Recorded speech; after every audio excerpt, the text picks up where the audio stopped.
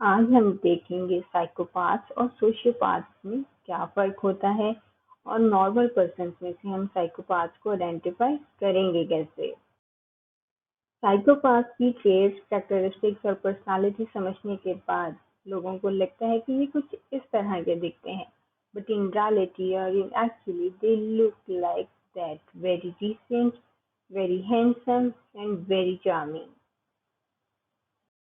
Hi dear guys, welcome back to my channel Eastern Psychologist and Assalamu alaikum to everyone who is watching the video right now.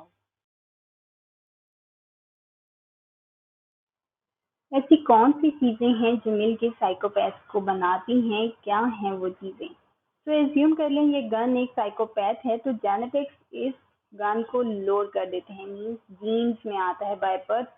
इनको ये सारी characteristics और traits मिलती हैं psychopath को।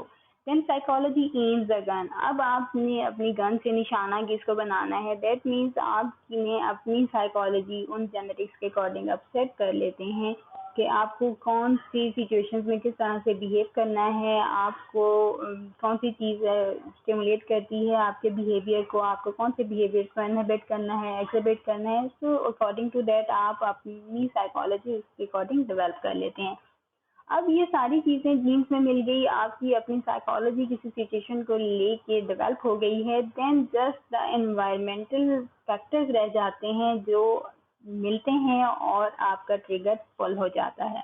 Environmental factors में बहुत सारे फैक्टर्स हैं जिनको हम पहले भी अपने लेक्चर्स में डिस्कस कर चुके हैं, जिसमें पेरेंटल फैक्टर्स हो सकते हैं, सिबलिंग्स के साथ रिलेशन हो सकते हैं, आपके पेरेंट्स के साथ रिलेशन हो सकते हैं, इसके अलावा और बहुत कुछ जो कि एनवायरमेंटल फैक्टर्स में आता है। जस्ट वो उस जीन को ट्रिगर करते हैं और आपके गन का जो ट्रिगर है वो पुल हो जाता है। दैट मीन्स कि आप फुल एंड फुली साइकोपाथ बन जाते हैं। सो ये वो तीन चीज़ें हैं जो मिल के साइकोपाथ को बनाती हैं।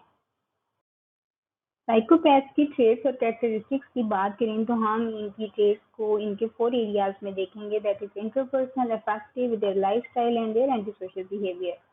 इंटरपर्सनल में ये बहुत ही ग्लिब एंड सुपरफिशियली चार्म होते हैं, वर्ड्स बहुत फ्लुएंट होते हैं, स्पीड से बोलते हैं, बड़ी चार्मिंग पर्सनालिटीज होती हैं, बट इनसिंसियर होते हैं।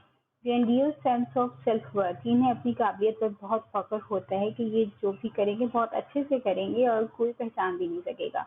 पैथोलॉजिकल लायर होते हैं, हैबिचुअल लायर होते हैं, कॉनिंग एंड मैनिपुलेशन इनकी बहुत अच्छी होती है। बहुत जल्दी से अपने झूठ को, अगर इनका झूठ पकड़ा जाता है तो अपनी बात को बड़ी जल्दी से मैनिपुलेट कर लेते हैं कि सामने वाला बेवकूफ़ बन ही जाता है।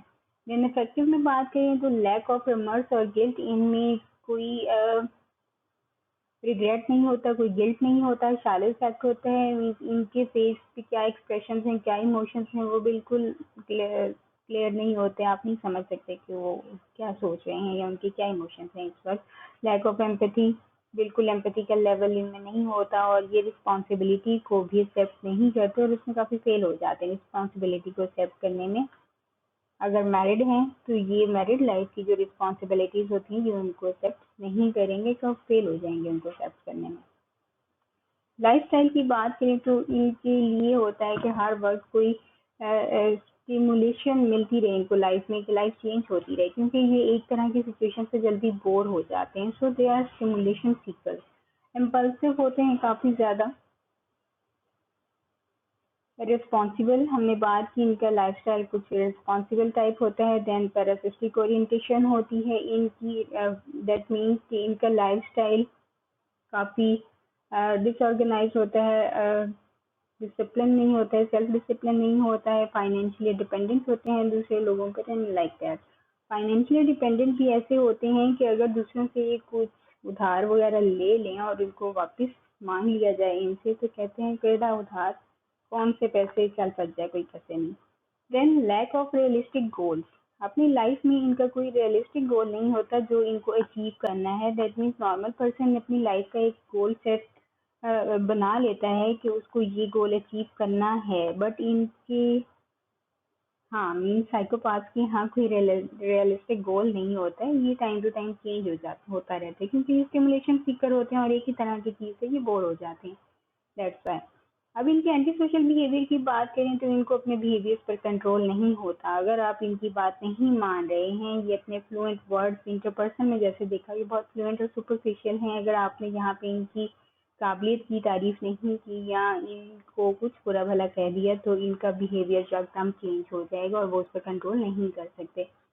इनके बिहेवियर की प्रॉब्लम्स बहुत स्टार्ट में अर्ली एज में स्टार्ट हो जाती हैं। इसकी वजह से इनमें जुवेनाइल डेलिक्वेंसी भी देखने में मिलती है। मीन्स बहुत अर्ली एज में before the 18 years of age या 16 ईयर्स ऑफ एज ये कोई ना कोई क्राइम कंडक्ट कर देते हैं जिसको हम जुवेनाइल डेलिक्वेंसी कहते हैं। Then revocation of conditional release, अगर इनको जेल से किसी कंडीशन की बेस पे रिलीज कर दिया जाता है विद द सुपरविजन सुपरविजन के साथ, अगर इनको जेल से रिलीज कर दिया जाता है कुछ टर्म्स और कंडीशंस के साथ, तो इनमें ये दोबारा से प्रेजेंट रिटर्न हो जाते हैं, दोबारा से इनको जेल हो जाती है, दोबारा से पकड़े जाते हैं, ये उस सुपरविजन के अंदर भी क्राइम कंडक्ट कर देते हैं। देन क्रिमिनल वर्सेटिलिटी, अगर ये कोई क्राइम कंडक्ट करते हैं और इनको वहाँ से गिरफ्तार कर लिया जाता है तो उनको इस बात पे भी बड़ा फख्र महसूस होता है कि हमें गिरफ्तार कर लिया गया है या हम अब क्राइम की ज़िंदगी से थोड़े दूर जा रहे हैं, तो उनको उस पकड़े जाने पे भी बड़ा फख्र महसूस होता है। सो दे आर लाइक दैट। अगर हम इनकी साइंस और सिम्टम्स को फर्दर देखें, देन लैक ऑफ शेम है इनमें, कॉन्स्टेंटली लाइंग है, lack of emotional empathy, then extremely charming and channels, manipulative behaviour देखें तो बहुत वायलेंट होता है, ईगो बहुत ह्यूज होती है, रियल फ्रेंड्स बहुत कम होते हैं क्योंकि उनकी फैमिली में प्रॉब्लम्स होती हैं, कुछ पेरेंटल प्रॉब्लम्स होंगी, कुछ इन्वायरमेंटल फैक्टर्स होंगे। उसके बाद इन सब चीज़ों की वजह से उनका अपने पास के साथ कुछ अच्छा कनेक्शन भी नहीं होता, तो इन दोनों चीज़ों की वजह से इनके रियल फ्रेंड्स काफ़ी कम होते हैं। The person likes to isolate you, person को अकेले रहना ज़्यादा पसंद है कि वो आप अपने आप को आप लोगों दूसरे लोगों से अलग करके रखे, अलग से रहे या अपनी दुनिया अलग बसा के रखे। सो इमेच्योर होते हैं, इमेच्योरिटी में अब क्या आ जाते हैं, एक्सट्रीमली सेल्फिशनेस होती है इनके अंदर, दूसरों की बात को नहीं समझते रहते, सेल्फिश होते हैं, अपने मकसद को पूरा करने के लिए कुछ भी करेंगे। ईगो भी बहुत ह्यूज होती है जो जो कि मेच्योर पर्सन में ह्यूज ईगो नहीं होती। देन इमेच्योरिटी में आ जाती है नीडीनेस, हर वक्त इनको चीज़ की ज़रूरत रहती है, दूसरों पर डिपेंडेंट रहते हैं, चाहे वो फाइनेंशियली हो या फिर कोई भी उनकी लाइफ की ज़रूरत हो, तो वो नीडीनेस हमेशा ज़रूरतमंद रहते हैं। Then unready for responsibilities, responsibilities के लिए वो कभी भी तैयार नहीं रहते। So all these things are related to immaturity.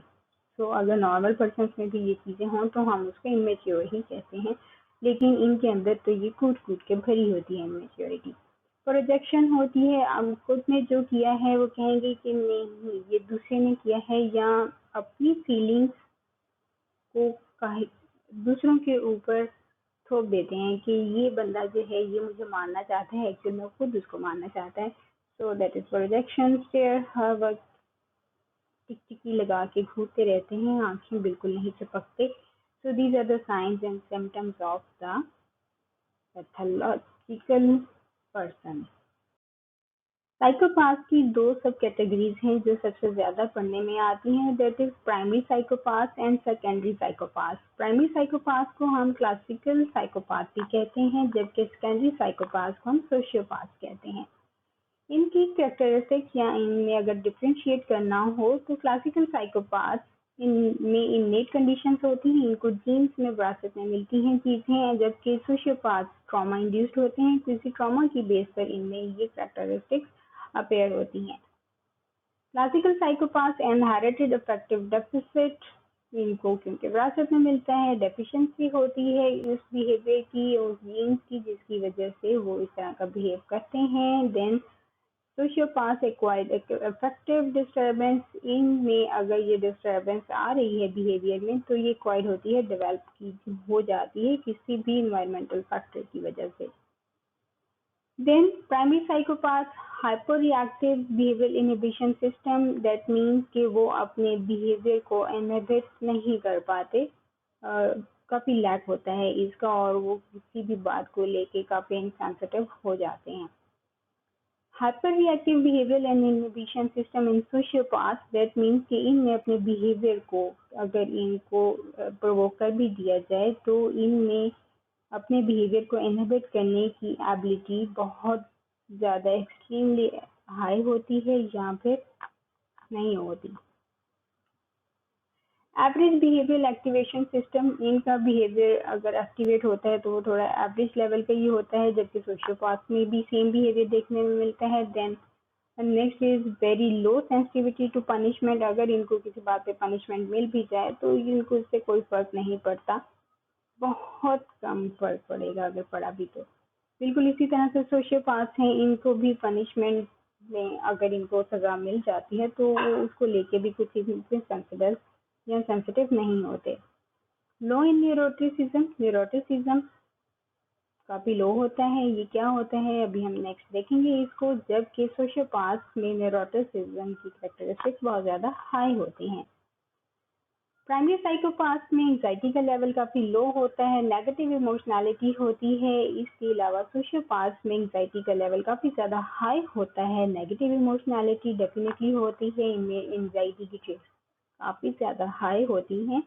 यही रीजन है कि जब इनको पॉलीग्राफ टेस्ट लिया जाता है, मतलब डाई डिटेक्टर मशीन पर इनको लेकर जाया जाता है, तो सोशियोपैथ जल्दी पकड़े जाते हैं क्योंकि इनमें एंजाइटी का लेवल काफी ज्यादा हाई होता है, जबकि क्लासिकल साइकोपैथ में एंजाइटी का लेवल लो होता है और वो क्योंकि हैबिचुअल लायर होते हैं तो उनकी ब्रेन वायरिंग, न्यूरॉन्स की वायरिंग कुछ इस तरह से हो चुकी होती है कि उनको अगर वो झूठ बोल भी रहे हैं तो उसको उस पर एंजाइटी नहीं होती। So that's why lie detector machine classical psychopath को डिटेक्ट नहीं कर पाती। क्लासिकल साइकोपैथ में डिल्यूजन्स नहीं होते, जबकि सोशियोपैथ एक्सपीरियंस करते हैं डिल्यूजन्स को। अब डिल्यूजन्स क्या होते हैं ये तो आपको पता होगा, अगर नहीं पता तो कमेंट्स में लिखें, then I will give you the answer that what are the delusions. Okay, classical psychopath में बॉर्डरलाइन पर्सनालिटी फीचर्स नहीं होते, जबकि सोशियोपैथ में बॉर्डरलाइन पर्सनालिटी फीचर्स काफी ज्यादा होते हैं। खुद को नुकसान पहुंचा लेना, मतलब इधर या उधर, जिंदगी है या नहीं है, like that. Then few symptoms of major mental disorders, इनके अंदर major mental disorders like schizophrenia या मैनिक की सिम्टम्स बहुत कम होती हैं, जबकि सोशियोपैथ में इस मेजर मेंटल डिसऑर्डर्स की सिम्टम्स काफ़ी ज़्यादा हाई होती हैं, क्योंकि ये इल्यूजन्स को भी एक्सपीरियंस करते हैं, मे बी इनको हेलुसिनेशंस भी होती हैं, इल्यूजन्स भी होती हों, तो मेजर मेंटल डिसऑर्डर्स की सिम्टम्स भी डेफिनेटली इनमें मिलेंगी हमें। देन गुड इंटरपर्सनल फंक्शनिंग बहुत अच्छी होती है, जबकि सोशियोपैथ में इंटरपर्सनल फंक्शनिंग बहुत वीक होती है, मतलब सेल्फ डिसिप्लिन, फाइनेंशियली डिपेंडेंट होना और झूठ बोलना या मैनिपुलेट करना चीज़ों को, that is the interpersonal functioning. Then good assertiveness, assertiveness बहुत अच्छी होती है, जबकि हमारे सोशियोपैथ में असर्टिवनेस बहुत वीक होती है। Then next is no association with the risky decisions making, अगर ये कोई रिस्की डिसीजन ले भी लेते हैं तो वो रिस्की है या नहीं है इससे इनको कोई सरोकार नहीं होता, जबकि इनके डिसीजन, रिस्की मेकिंग डिसीजन अगर हैं तो ये उसके साथ काफ़ी एसोसिएट करते हैं, सोच समझ के प्लान करते हैं।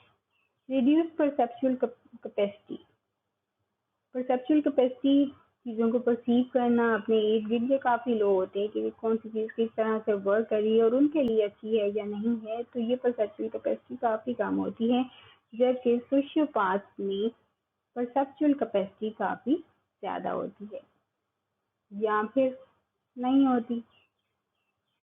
अभी हमने न्यूरोटिसिज्म की बात की, तो ये भी एक पर्सनालिटी है, नार्सिसिस्टिक पर्सनालिटी। इसमें ट्रेट्स क्या होते हैं, हाईली एरोगेंट होते हैं, preoccupied with their own attractiveness, like हम बड़े अट्रैक्टिव हैं, इसके साथ ये पहले से ही प्रीऑक्युपाइड होते हैं और इनसे ज़्यादा खूबसूरत कोई नहीं हो सकता। देन सेंस ऑफ इंटाइटलमेंट, इनको दूसरों से गिफ्ट मिलते रहें, चीज़ें मिलती रहें तो इनको बहुत अच्छा लगता है। ग्रैंडियोस सेंस ऑफ स्टेटस, उनको लगता है कि इनको बहुत ही चार्मिंग पर्सनालिटी है, इनको इन पर बहुत ज़्यादा एहसास मिलने वाला है और ये तो भाई बहुत ही हाई फाई बनता है, लाइक वीआईपी बनता है। देन डिल्यूजन्स ऑफ पावर, इनको डिल्यूजन्स होते हैं कि के पास बहुत ज़्यादा पावर है और इसके सामने कोई ठहर नहीं सकता। लेकिन इन एम्पैथी का लेवल काफ़ी कम होता है, दूसरों की बात को नहीं समझ पाते, जो वो हैं सो वो हैं, उसके आगे और कोई नहीं है। दूसरों को एक्सप्लॉइट करने में बड़े माहिर होते हैं, उनको अच्छा लगता है कि वो दूसरों को एक्सप्लॉइट करें। So these are the traits of narcissistic personality that is very much similar to the psychopaths, but these are not psychopaths. अब नेक्स्ट क्वेश्चन आता है, हम सोशियोपाथ को नार्किसिस्टिक से, साइकोपाथ से और मैकियावेलियन से किस तरह से डिफरेंशिएट करें, आखिर इनमें क्या डिफरेंस है। तो लेट्स सी। अब हम डिफरेंशिएट करेंगे सोशियोपाथ को, नार्किसिस्टिक, साइकोपाथ और मैकियावेलियंस को। इन चारों में क्या फर्क होता है। पहले तीन तो हमने पढ़ लिए कि ये क्या होते हैं, बट मैकियावेलियंस कौन सी पर्सनालिटीज हैं। तो ये कुछ इस तरह की पर्सनालिटीज होते हैं जिनमें मैनिपुलेट करने की एबिलिटी बहुत ज़्यादा होती है और इनको अपना पावर गेन करने के लिए कोई भी मीन यूज़ करना पड़े, अडॉप्ट करना पड़े, तो ये उसको बिला झिझक यूज़ करते हैं। तो ये भी एक डार्क पर्सनालिटी टाइप है। तो इनमें डिफरेंशिएट करते हैं हम कि ये किस तरह से इनको हम डिफरेंशिएट करेंगे। सोशियोपाथ बनाए जाते हैं, नार्किसिस्टिक भी बनाए जाते हैं, मतलब एनवायरनमेंट इनमें कुछ इस तरह की कैरेक्टरिस्टिक्स डेवलप कर देता है। जबकि सोशियोपाथ और मैकियावेलियन इनबॉर्न होते हैं, इनके अंदर ये सारी चीज़ होती हैं वो बाय बर्थ होती हैं। सोशियोपाथ इमोशनल होते हैं, नार्किसिस्टिक भी इमोशनल होते हैं, जबकि साइकोपाथ और मैकियावेलियन इमोशनल नहीं होते। Sociopath incline to crime, narcissistic not incline to crime, ये कोई जुर्म नहीं करते। Psychopath not incline to crime, जबकि मैकियावेलियन इंक्लाइन टू क्राइम, मतलब जुर्म करते हैं और सोच समझ के ही करते हैं।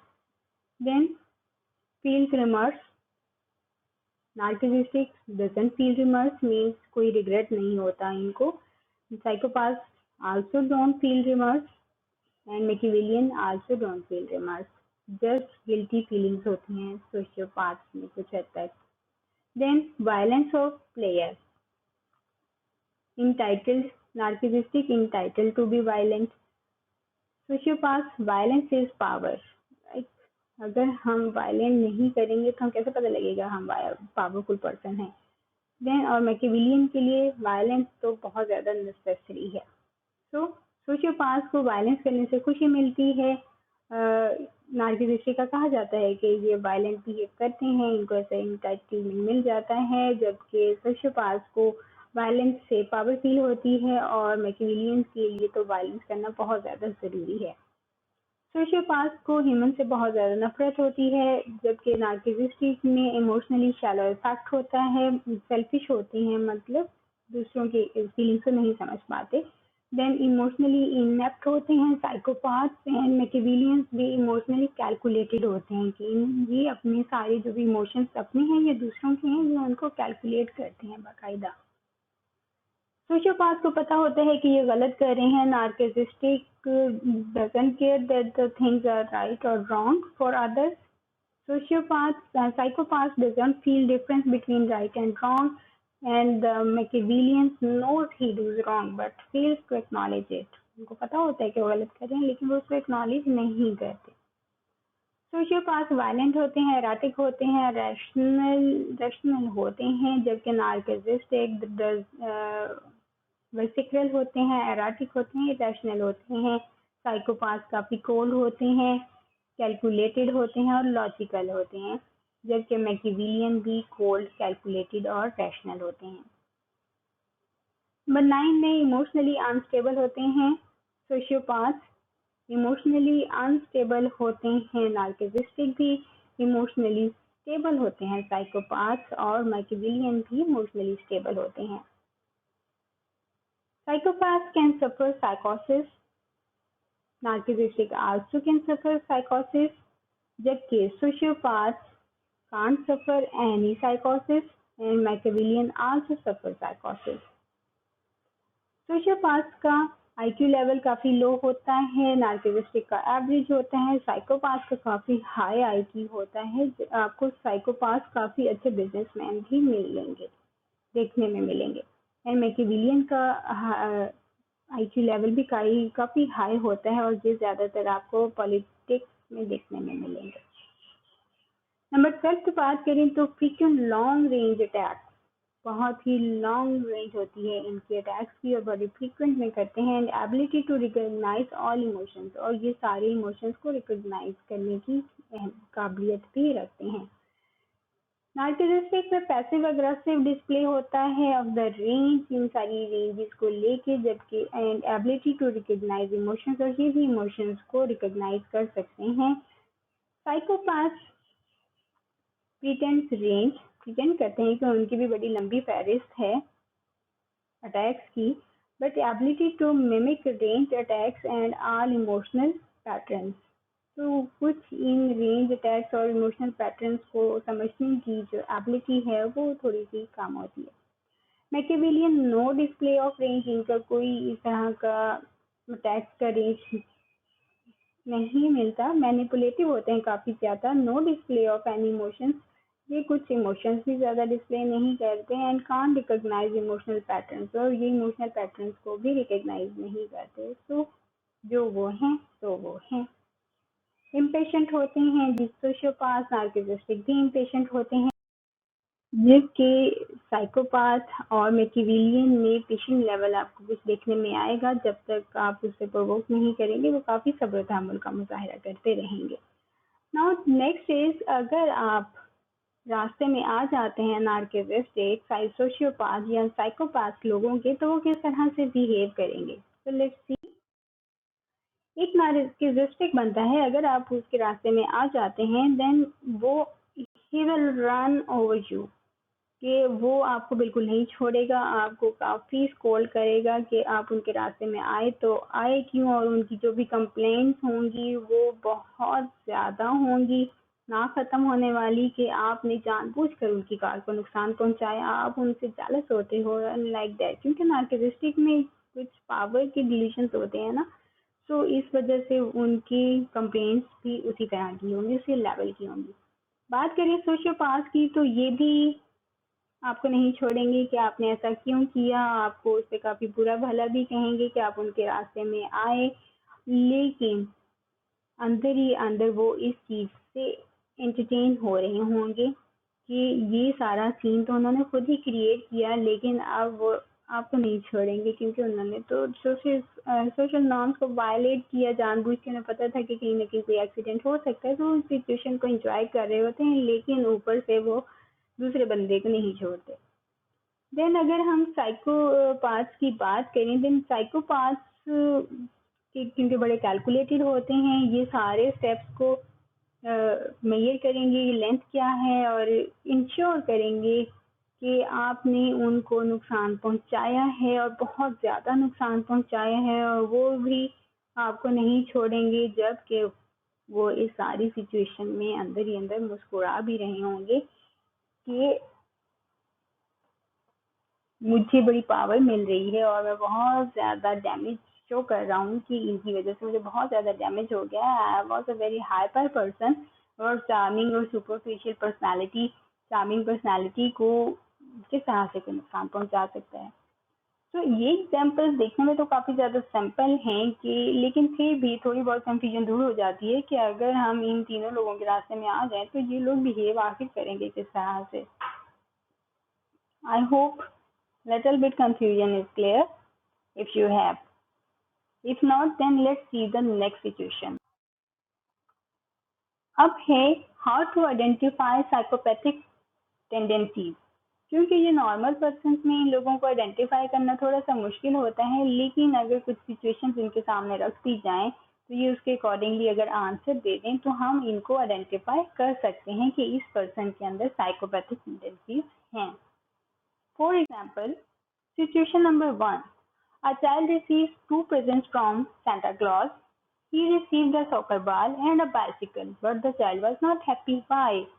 बच्चे को दो तरह के उसको गिफ्ट्स मिले हैं, जिसमें एक सॉकर बॉल है और बाइसिकल है, लेकिन वो उनसे खुश नहीं है। क्यों? नॉर्मल पर्सन आंसर देगा क्योंकि बच्चे को कुछ और चाहिए था गिफ्ट में, वो ये चीजें पसंद नहीं करता, जबकि साइकोपाथ कहेगा कि बच्चे की टांगे नहीं होंगी। ठीक है, मतलब टांगे यही नहीं है तो उसको सॉकर बॉल और बाइसिकल क्यों वो पसंद करेगा? तो साइकोपाथ कुछ इस तरह का आंसर देगा जो अनएक्सपेक्टेड होगा। Situation number 2। One night a man goes out because he is thirsty and decided to grab a glass of water. After he finished drinking the glass of water, he looks to the right and he sees a robber armed with a knife.